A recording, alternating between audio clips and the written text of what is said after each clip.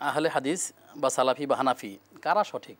সবাই কি সঠিক নাকি আসলে কোনো একটি সঠিক? প্রত্যেকে দাবি করছেন তারা নিজেরাই সঠিক, কি বলবেন? আমাদের বাংলাদেশের প্রেক্ষাপটে আমি মুসলমান কাউকে খুঁজে পাই না, সবাই কাফের। কারণ হলো এদেশে প্রত্যেকটা পন্থী লোক মনে করে যে আমি একমাত্র হকের উপর, আর বাকি সব নষ্ট। দেওবন্দি যারা, তারা বলেন যে দেওবন্দিয়াত হলো সবচাইতে আহলে হক। পীর তরিকায় বিভিন্ন তরিকা আছে, আমি কোনো ব্যক্তি বিশেষের নাম বললাম না, প্রত্যেক তরিকার পীরেরাই বলেন ওনার হলেন আহলে হক। হক চেনার উপায়টা যদি আমাদেরকে বলেন। হ্যাঁ, এইভাবে সবাই কিন্তু বলেন। তো আসলে সালাফিদেরকে আমি মিথ্যা বলবো কিভাবে? পূর্ববর্তী যেই সমস্ত সালাফরা ছিলেন, আমরা যে চিন্তা চেতনা লালন করি, এই চিন্তা চেতনা আসলো কবে থেকে? আর সালাফদের যে চিন্তাগুলো, সালাফ তো সেই পূর্ববর্তী একেবারে সাহাবায়ে কেরামের পর থেকে তাবেঈন, তাবউত তাবেঈন, আইম্মা মুজতাহিদিন, এই যে একটা বিশাল বড় যুগ চলে গেছে, তারা প্রত্যেকেই কিন্তু সালাফ ছিলেন এবং তারা কিন্তু ওই সালাফি এবং ওই কাজগুলো তারা করেছেন। ইমাম আহমদ ইবনে হাম্বল বলেন, ইমাম আবু হানিফা রাহিমাহুল্লাহ তাআলা বলেন, তারা তো হাদিসের বাইরে যান নাই, তারা হাদিস ভিত্তিক তাদের জীবন যাপন করেছেন। সুতরাং আপনি একজন হাদিসকে যদি ফলো করে, তাহলে আপনি কিভাবে বিভ্রান্ত বলবেন?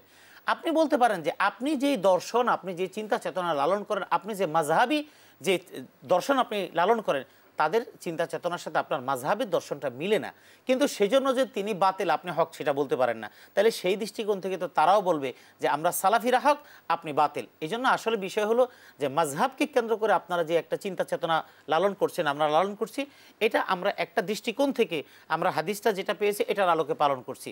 কিন্তু আহলে হাদিস বা অন্যান্য যারা আছেন তারা যা পালন করেছে, ইমাম শাফি, আহমদ ইবনে হাম্বল, ইমাম মালিক সহ, ইমাম আবু ইউসুফ, ইমাম মুহাম্মদ সহ আরও যে সমস্ত ব্যক্তিরা আছেন, তাদের যে মতামতগুলো, এবং আধুনিক বিশ্বের ইমাম শেখ নাসিরউদ্দিন আলবানী, ইমাম ইবনে তাইমিয়া রাহিমাহুল্লাহ তাআলা, এবং এখনকার আধুনিক যুগে সালেহ আল ফৌজান এবং মোহাম্মদ বিন আব্দুল ওয়াহাব আর নজদি এবং মোহাম্মদ ইবনে ফৌজান, এইরকম যারা আছেন তাদের প্রত্যেকের নিজস্ব একটা চিন্তাভাবনা, চিন্তা চেতনা, সালাফদের মতামত আছে, কিন্তু কেউ কিন্তু কাউকে নাহক বলেনি। সুতরাং আমরা বলবো কোরআন এবং সুন্নাহকে যারা ফলো করে, হাদিসকে যারা ফলো করে, কোরআনকে যারা মানে এবং সালাফদের দৃষ্টিভঙ্গি যারা মানে, তারা প্রত্যেকে হকের উপর আছে।